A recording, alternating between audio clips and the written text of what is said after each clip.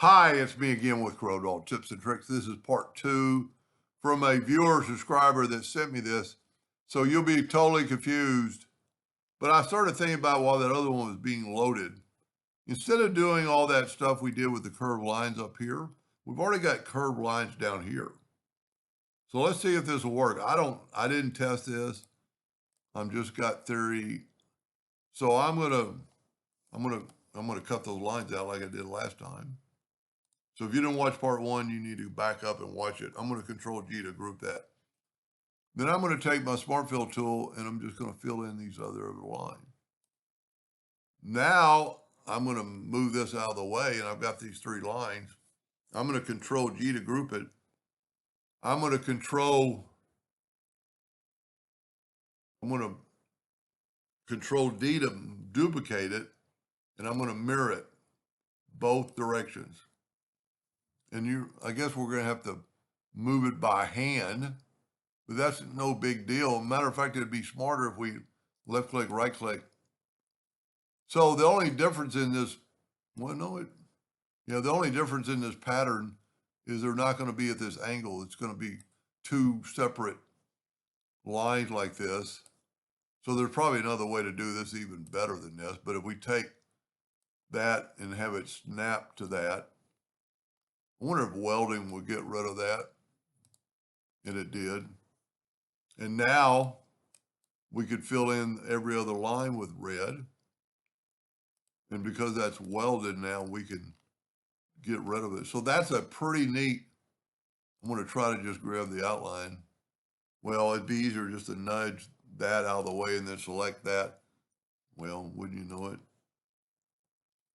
And then select our shape and then move this back.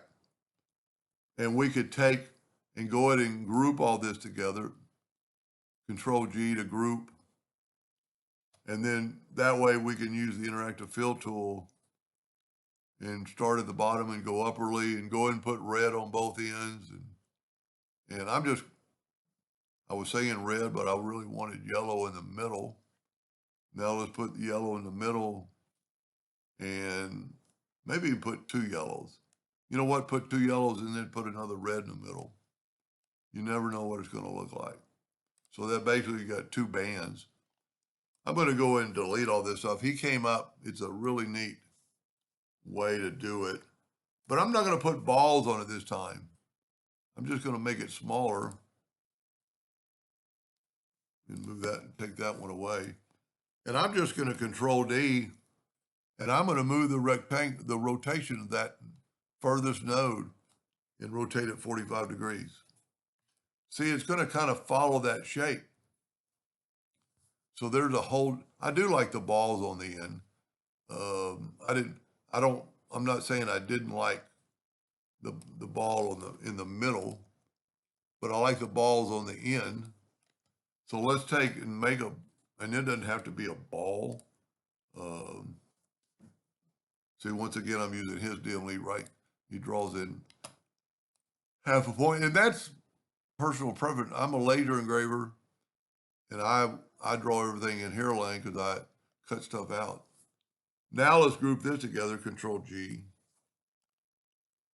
And you can make that ball any size you want. I Control D. And see, the node is way out there. And then rotate it 45 degrees all the way around. I do like the balls. And I'm not going to, now if we group this together and do what we did and rotate it 22.5 degrees, that gets that ball in the middle. But then you have to Control D and move it over this way if you want the balls in the middle. And then hit the plus key and just mirror it over here. See, now the balls are in the middle the other way. Let's group that together. Control D and move it down. See, the balls are together. Once again, I did not put one in the center. But because these are touching, and look at those lines right there, I wonder if it's going to leak. So one thing we could do is surround that so it won't leak. take the Smart Fill tool and just try, let's try it blue. Nope, see, we got too many leaks. I was thinking we could fill this in and have a whole different structure. But you know, there's one thing we could do. Let me ungroup all.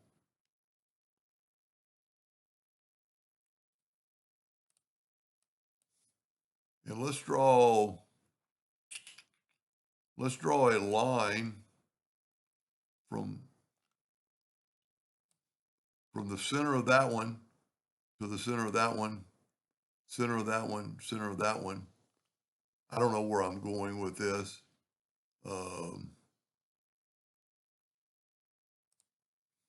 No, I don't have a clue.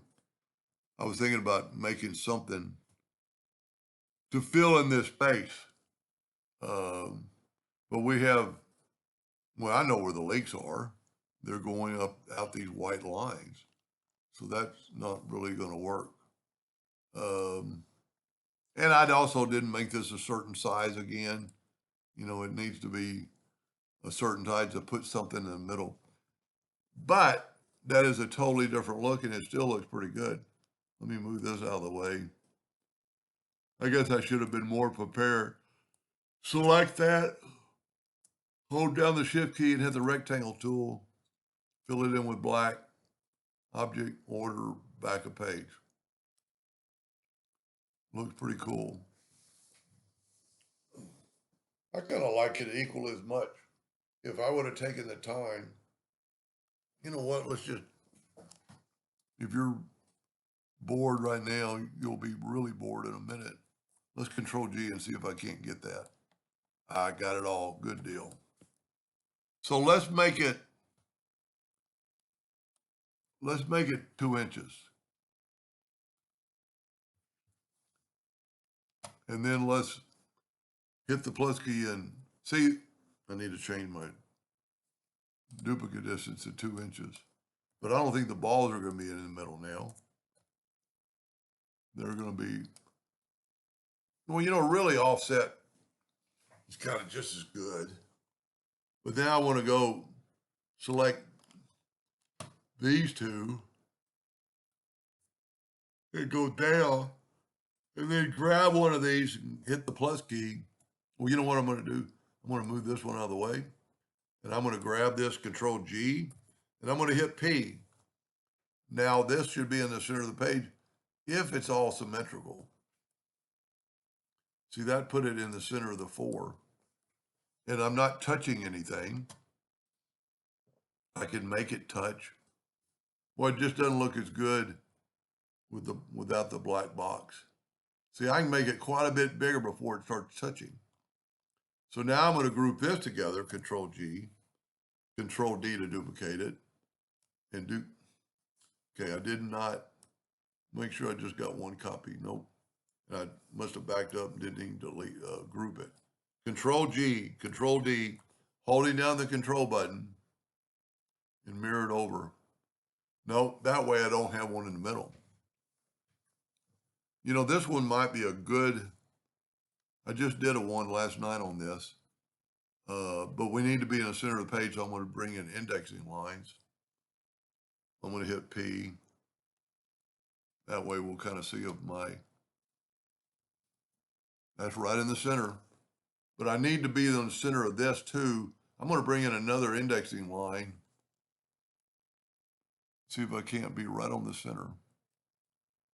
That's pretty good. Now I'm going to get a rectangle. I just did a video, I think, just last night on this. And go from there to that node to the node. And now we're going to try this. I'm going to go to intersect. And look at that. Now, no matter what I do, I mean, this isn't that big a deal because I'm going to get back to the same process. Oh, wow, but wait a minute. Look at the difference. Look at the difference. Totally different. Totally different. I like it. It's because I cut it. Yeah, I did it again. I hit the plus key with the control button, and it kind of zooms in. I like it. And even doing that to the center one,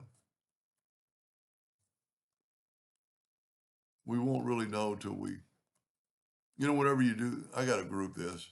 Whenever you do hit the control button, you're selecting one item. Let's look at this with a black box around it. Total different look. And if you stayed with me this long, I appreciate it. That's pretty cool. That looks like it took forever to draw that. So maybe two different ways to do it tonight. Anyway, hope that gave you an idea or two, and thank you for watching.